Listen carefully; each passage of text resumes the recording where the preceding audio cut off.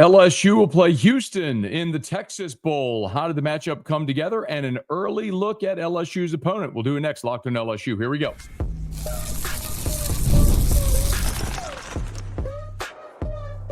You are Locked On LSU, your daily podcast on the LSU Tigers.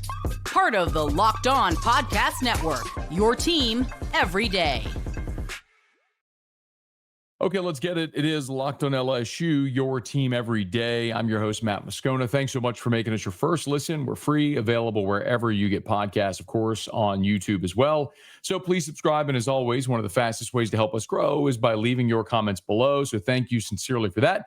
And thank you for helping make the Locked On Podcast Network the #1 sports podcast network in the world. LSU is headed back to Houston to take on the University of Houston in the Texas Bowl. Of course, LSU just a season ago wrapped up the 2024 season in the Texas Bowl, beating former LSU assistant Dave Aranda and the Baylor Bears in the Texas Bowl, 44-31.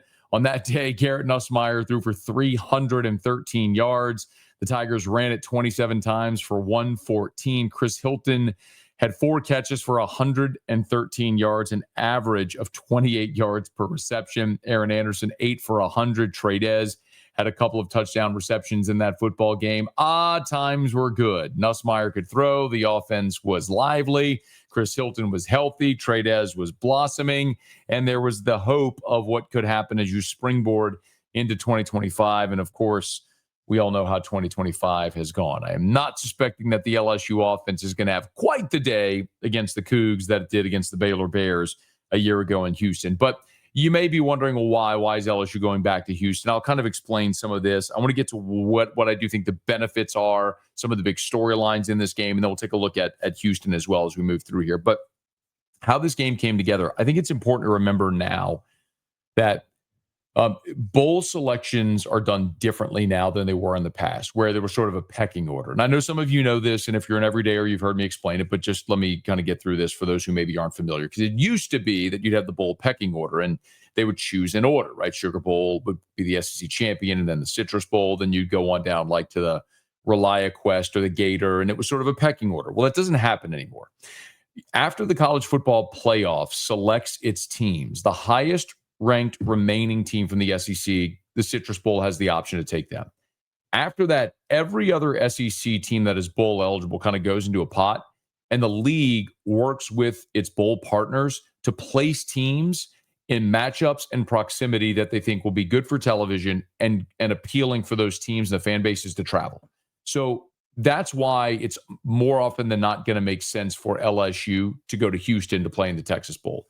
It's a 4-hour drive from Baton Rouge.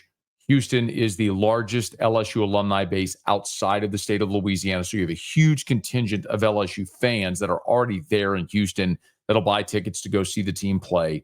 The game is on December the 27th, so which is a Saturday. So it would make a lot of sense for people to be able to make the trip from Baton Rouge to Houston, do a long weekend, or LSU alums in Houston to get there to watch the game. So there's a lot of reasons why, if you're the Texas Bowl, you want LSU. If you're LSU, of course, anytime you have the opportunity to go play in Texas, and Houston particularly because of your alumni base, proximity for your fans, and your recruiting base in Houston, that's a really good thing. Remember, while that's not a recruiting event, like you can't host recruits, it's pretty easy for recruits to find their way to NRG Stadium to watch the Tigers play. So while the Texas Bowl may not have glitz and glam and flash and pizzazz, and you may be tired of it because LSU was just there a year ago, I'll remind you, LSU also played in that game at the end of the 2021 season when Ed Ogeron was fired and you had interim head coach Brad Davis coaching LSU against Kansas State. That was the game where John Trey Kirkland, the Tigers had 39 scholarship players, and John Trey Kirkland, a receiver, played quarterback in that football game. But this is one of those ones that does make sense. So initially, something we talked about is the league was looking at placing LSU in either the Gator or the Music City Bowl. Well, when the most recent playoff rankings came out last week, and it looked almost certainly that the SEC was going to get 5 teams in, things shuffled, and then it was LSU was either going to be back in the Texas Bowl or in the Duke's Mayo Bowl, which is in Charlotte. So look, there are probably some fans that would have liked a trip to Jacksonville or to Nashville or maybe even Charlotte, which is a beautiful town.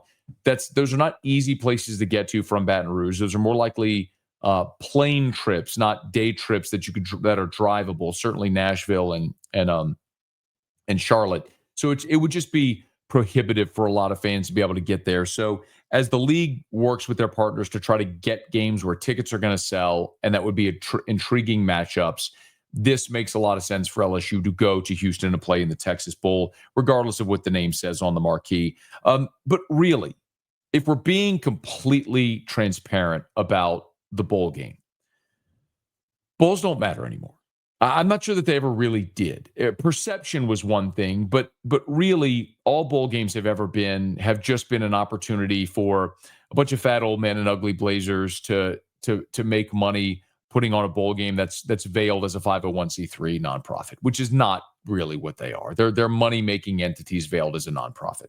So let's just be honest about what a bowl game is. It's a glorified exhibition, and you're going to have a lot of players opt out of it.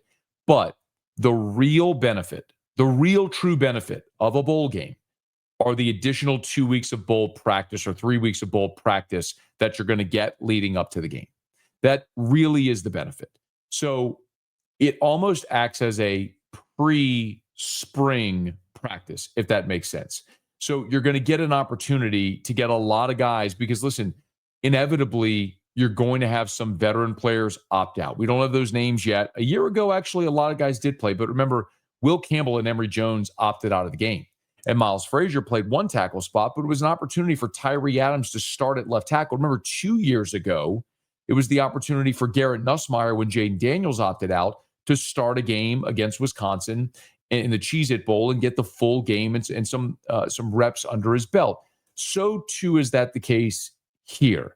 I don't know if it'll be offensive linemen or some of the veterans on defense. We'll see how it all goes. But it's going to be an opportunity because every team has opt-outs, and there will be opt-outs on this team and for this game. But it's going to be an opportunity for some younger guys to get more reps in the bowl practice as starters and to go play a game as starters. So that's the benefit. It's not so much about the win-loss record or what it's going to mean. Yes, you want to go win the game, of course. But it's going to be more so about what guys for next year are going to be getting those valuable reps. I think there's no more value than on the offensive line as a lot of those guys continue to develop. And I think certainly across the defensive front where you're going to lose Jacobian Guillory and Bernard Gooden and Jack Pyburn and Patrick Payton and all those guys across the defensive front. You know, what young players might get more reps throughout bowl practice on the defensive line, I think is certainly going to be paramount. And maybe at safety as well. You know, does A.J. Halsey play in this game? Does Mansour Delane opt out? Is this an opportunity for DJ Pickett and PJ Woodland to be your starting cornerbacks and to go through those bowl practices and then play a game as the number one corners, which means who's the next guy that would rotate up and in? So that really is your benefit. Now, a lot of people are going to ask the question about Lane Kiffin. Now, Lane Kiffin in his introductory press conference said point blank that Frank Wilson is going to coach the bowl game. So Frank will still operate as the interim. It's typical that even though a new staff has been hired, that the existing staff will coach the team in the bowl game. So if you're optimistic that maybe LSU might be able to generate some type of new offensive scheme with Lane Kiffin, listen, I don't know that Lane Kiffin is going to force his way into meeting rooms, and certainly it would be beneficial if he's a guy that could maybe lend some assistance in game planning. But like we've talked about all throughout the final month of the season after Brian Kelly got fired and Joe Sloan, you do install in fall camp. So it wasn't like in November, all of a sudden LSU is going to be able to recreate its offense. So I don't think that's realistic. Like, you're not going to see Lane Kiffin's offense in the bowl game. You're going to see probably what we've seen a lot of this year. But having Lane Kiffin now in the building who coached against this offense and has seen it, maybe some things schematically, maybe some small tweaks could be beneficial. That'll be fascinating to see. And then I think, by the way, just one other quick note. Remember, I mentioned 2021 when LSU played in the Texas Bowl when Brad Davis was the interim. Remember, Brian Kelly had already been hired at that point. And Kelly watched the game from a suite, did a hit on the ESPN broadcast during the game. So I'm sure he'll be there. I'm sure he'll be watching the game. He'll probably be on, but I don't know that he'll be on the sideline or anything of that. Like, I think the existing coaching staff will coach the game. But I think the other thing that'll be most fascinating is, does Garrett Nussmeier play in this game?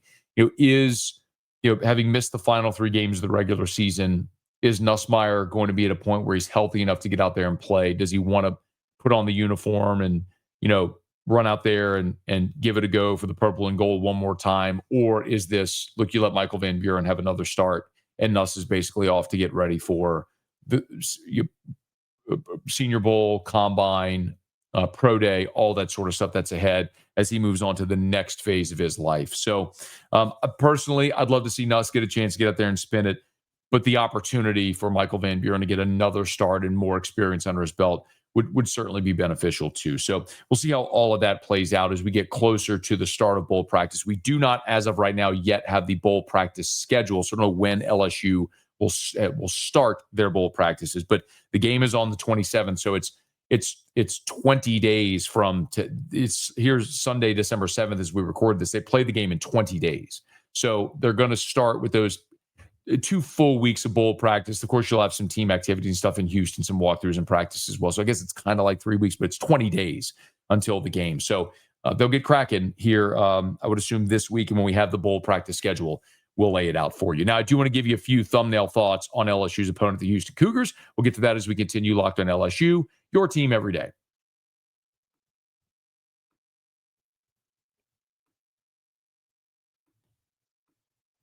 The World Cup is coming back to North America for the first time since 1994, and with 48 teams for the first time ever. It's going to be massive. But let's be honest, getting tickets is usually the hardest part. That's why the Game Time app is clutch, finally giving fans a real advantage when it comes to snagging seats. With Game Time, you can track price drops in real time. You can get alerts when great seats open. You can buy tickets the moment they hit the app. It puts power back in your hands and makes going to the World Cup realistic instead of impossible. You pull up the app. The layout makes it so simple to scroll through matchups, compare seat views. You pick a game, you tap a section, and you have your tickets locked in within minutes. No confusion, no hunting for fine print. Take the guesswork out of buying World Cup tickets and every match, concert, or event with Game Time. Download the Game Time app, create an account, and use the code LOCKEDONCollege for $20 off your first purchase. Terms apply. Again, download the app, make an account, use the code LOCKEDONCollege for $20 off. Swipe, tap, ticket, go, Game Time. Today's show is also brought to you by Omaha Steaks. The holidays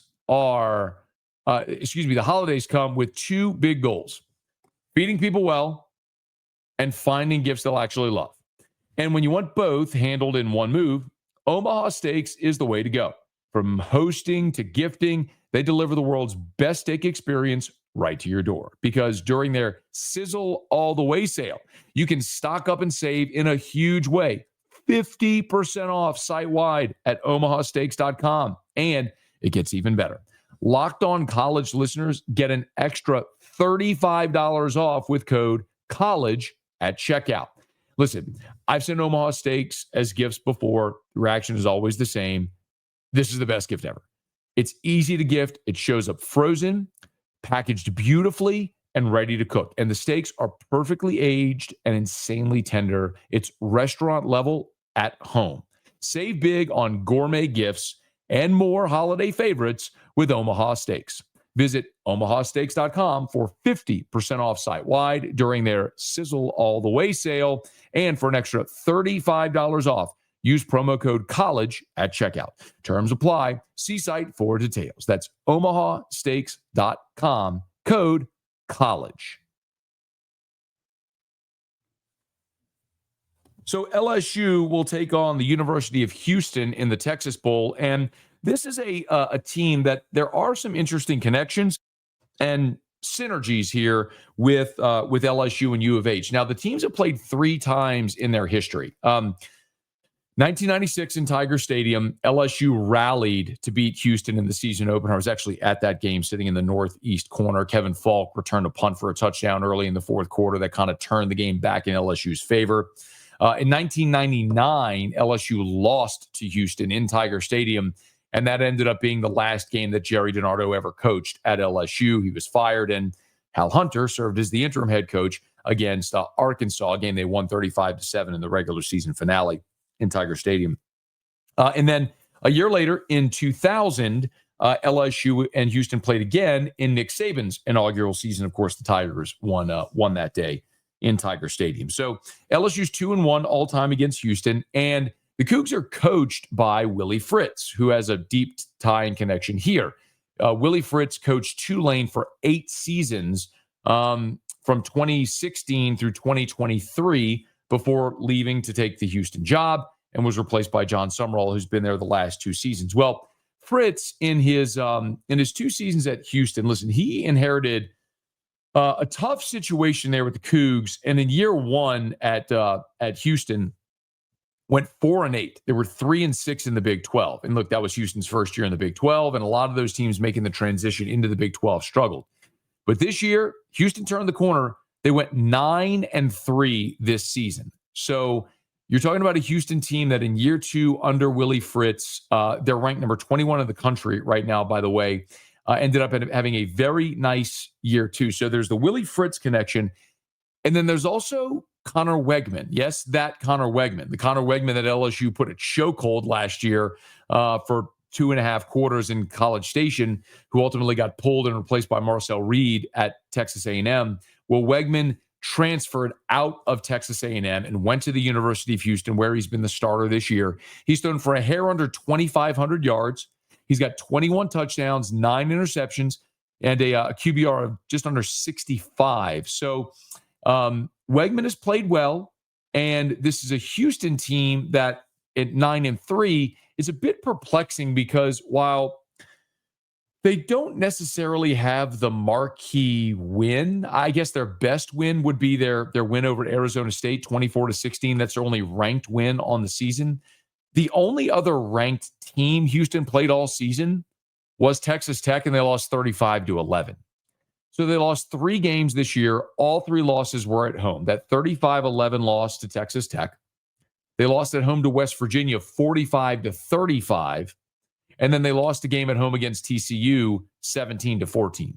So 3 losses, all in dramatically different fashion. They had a blowout loss to Texas Tech, a high-scoring loss to West Virginia, and a low-scoring loss to TCU. So given the fact that we've seen LSU this season and the manner in which we've seen LSU play this year, chances are you're more likely going to want to play that lower-scoring game. The LSU defense having a really good day against Conner Weigman. Of course, this is Blake Baker's defense that really acquitted itself very well against Weigman a year ago at Kyle Field. You turn that trick again, and you have a chance to maybe win a low-scoring game like what we saw the game against Oklahoma, where it was really a defensive battle. That's probably going to be LSU's best path forward. For what it's worth, the Cougs are 40th in the country in scoring defense, allowing just 21.8 points per game. So this is a Houston offense that has been pretty good. They're 65th in scoring at 28 points per game. Again, so not great, but right in the middle of the country. They run it better than they throw it. They run it for about 175 a game. They throw it for 215. So not necessarily a team that has been super impressive offensively, but good. And they've been better defensively and playing in a Big 12 that is just, they're top heavy there with Texas Tech, but we've talked plenty about the Big 12 throughout the course of the year. It's a league where there isn't much of a gap between us outside of Texas Tech from the top and the bottom. It's why, a year ago, Arizona State was picked dead last in the Big 12 and won the league. So it's just a league that doesn't have a high ceiling or a low floor. There's just a lot of teams crammed in the middle, and this is a Houston team that went 9-3 in that league. So we'll see, what the odds makers think whenever the spread comes out. The initial line from our friends over at FanDuel have Houston as a 3-point favorite over LSU. So the Tigers, at least as it opens, are a 3-point underdog. That's subject to change based on opt-outs, opt-ins, who's playing, who's not, all that sort of stuff. But Tigers open anyway as a small underdog in Houston against Houston. One other interesting note, we're about to see this game again. Same team, same place. LSU and Houston are scheduled to open the 2027 season against one another at NRG in Houston. So remember, LSU is going to open 2026 at home against Clemson to finish that series. but the Tigers and the Cougs are set to open against each other in 2027. So the two teams that will finish the 2025 season will open the 2027 season against each other again in that same stadium in Houston. LSU loves to play in the city of Houston. Alumni base, proximity, recruiting, all of it is a really good opportunity for LSU, just understanding what it is. It's the Texas Bowl. It's not going to determine success or failure of anything. No one's going to get too high or low in it, but it's an opportunity to see the Tigers play again, get some younger players, a couple more weeks of practice, and a game opportunity probably for some young players, for veterans who choose to play one more time to put on the uniform, and of course LSU to bring their football brand to the city of Houston, which is never a bad thing. So as we make our way throughout the month of December, of course, a lot of this month is going to be draft declarations, opt-ins, opt-outs to the bowl game, Lane Kiffin finishing his staff, building toward the portal window, which begins at the beginning of January. But as more develops here with LSU and Houston in the Texas Bowl, we'll certainly keep you posted.